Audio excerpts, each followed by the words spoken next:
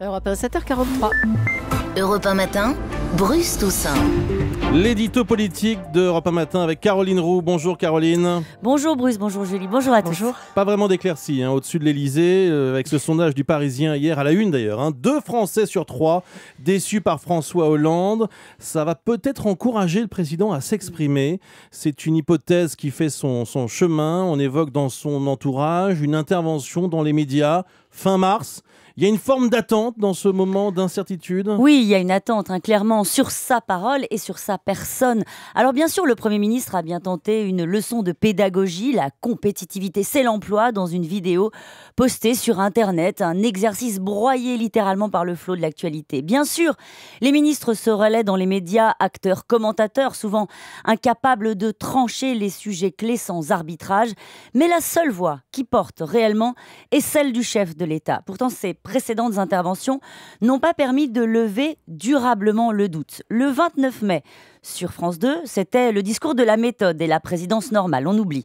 Le 14 juillet, PSA, le plan social inacceptable, et le tweet de Valérie Trierweiler, on oublie.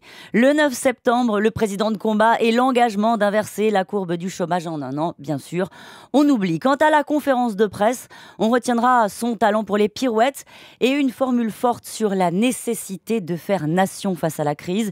Les prises de parole présidentielles ont tout juste permis, pour l'instant, de desserrer une pression médiatique. On voit bien que c'est compliqué. Il doit s'exprimer, mais s'il n'en reste rien, ça veut dire qu'il ferait mieux de ne rien dire. Non, en fait, il ne peut pas renoncer à sa parole. C'est un des leviers fondamentaux de son action, de son pouvoir politique.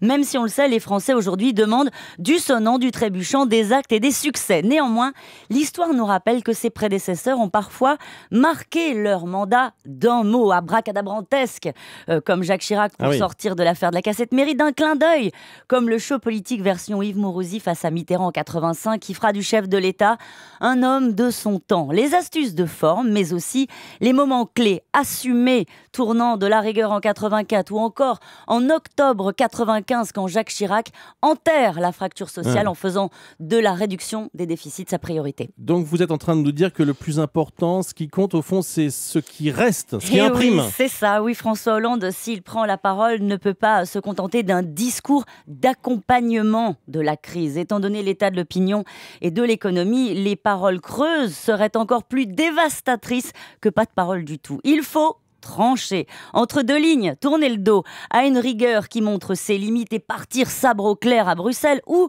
sauter à pieds joints dedans et poser sur la table les vérités sur les 60 milliards d'économies et sur notre modèle social qui vit au-dessus de nos moyens. Parler, c'est une arme à double tranchant, certes, mais se taire laisse place au brouhaha, au doute et surtout à l'inquiétude. Merci Caroline Roux.